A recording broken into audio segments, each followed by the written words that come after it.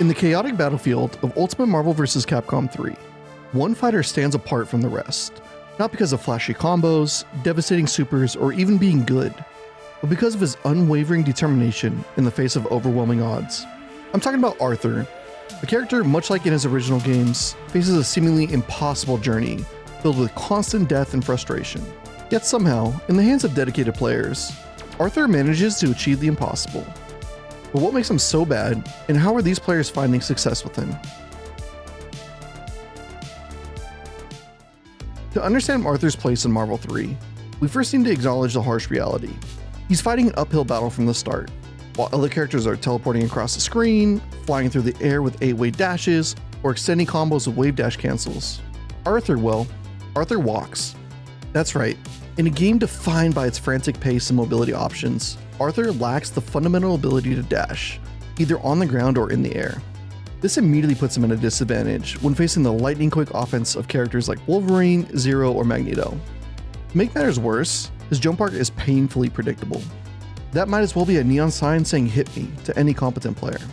This limited mobility means Arthur struggles to approach opponents, escape pressure, or even safely position himself on the screen. One of his defining features is his golden armor, which provides him with enhanced projectiles and better defense. But when that armor breaks, or when its duration expires, Arthur doesn't just lose his buffs. He enters a hard knockdown state, completely vulnerable to incoming attacks. And to add insult to injury, he's now fighting in his boxers, taking 30% more damage from all sources. But surely he makes up for these weaknesses with devastating close-range attacks. Unfortunately not. Arthur's normals have pitiful range, making him ineffective in close combat. This forces him to rely almost entirely on his projectile game, which, while impressive and one of the best in the game, can be shut down by characters with teleports, reflectors, or beam supers. The game itself also doesn't want Arthur to win, due to the system mechanic called push block. This actually stops all chip damage that happens right after you use it, which can negate a large portion of Arthur's potential chip options outside of X Factor. So with all these weaknesses, why would anyone even play Arthur? Is he just a joke character designed for players who enjoy the struggle? Well, not exactly. Despite his crippling weaknesses, Arthur possesses some unique strengths that make him genuinely threatening in the right hands. First and foremost is his unparalleled zoning capability. Arthur has a wide range of tools to keep his opponents out. He has lances that cover horizontal space, daggers for rapid fire pressure, scythes that return after being thrown, torches that create persistent fire hazards on the ground, and a crossbow that fires bolts across the screen. And when he's in golden armor, these projectiles become even more durable and damaging. A skilled Arthur player can create a bulletproof wall of projectiles that opponents struggle to navigate through. This leads us to Arthur's second major strength, chip damage potential. Most fighting games limit the damage players can inflict when their attacks are blocked, but Marvel 3 allows for significant chip damage, especially when X Factor is activated. An Arthur player who activates golden armor and X Factor simultaneously can force opponents into a nightmare scenario where blocking still leads to substantial health loss. Even the most defensive players will eventually have to make a move, usually right into one of Arthur's other projectiles.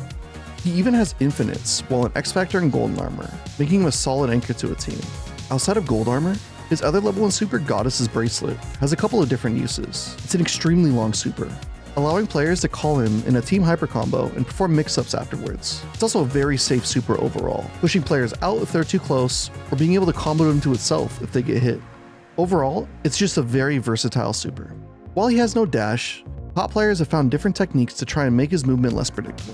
One of the main ones is using his jumping S attack. This immediately stops all of his upward movement and he comes slamming down with his lance. This allows you to also cancel into other projectiles, or stay close to the ground for an instant overhead attack. Combined with his double jump, he can become extremely tricky with his aerial movement. Finally, and arguably most importantly, Arthur brings valuable assist options to any team. His dagger toss assist provides multi-hit projectiles that control space and extend combos, while his golden armor DHC allows teammates to safely tag out and reset the neutral game. This becomes especially powerful because the gold armor timer does not tick down when he is used as an assist.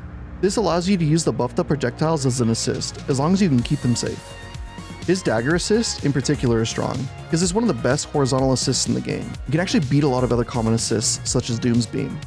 Fire Bottle Toss is his other viable assist, with him throwing a bottle that will hit opponents on the ground and leave behind a pool of fire, being useful as both a combo tool and a zoning tool, especially against other grounded characters.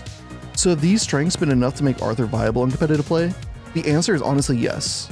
thanks largely to the dedication of a few people. Paradigm, honestly one of the most innovative players in the Marvel community, achieved a remarkable top 8 finish at EVO 2016 with the team using Arthur. His patient zoning, his assist calls, and strategic use of X Factor demonstrated that Arthur could indeed hang with the top tiers when played optimally. Kinderparty is an older player in the scene that has done well against some of the best in the game, including Justin Wong. He was especially good at using Arthur's dagger assist to help cover Wolverine and Spencer. This allowed him to be extremely aggressive, closing out games before the need to use Arthur. He was also great at using X Factor 3 Arthur to his advantage.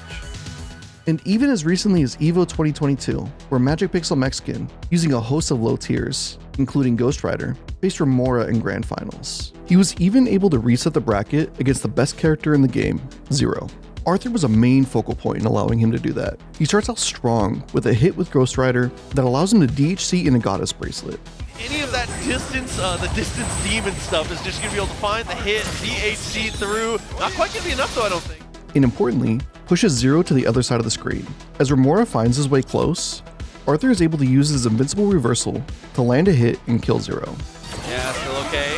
Self-activated with the second move. Buster beats it out, but he wakes up with the DP once again.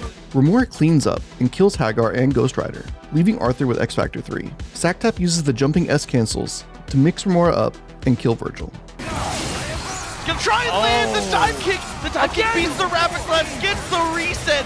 What kind of axe murderer reset is that? Remora knows that Arthur can't move and has struggles, so he immediately flies into the air as Doom. But as he falls, he gets clipped with a straight projectile, allowing Magic to convert into a win. We're coming out, but it's not gonna matter. We're gonna go into the super, take the kill. And the first game to Magic Pixel Mexican. They trade games back and forth, and to keep his hopes alive, Magic Pixel Mexican has to lean hard on Arthur.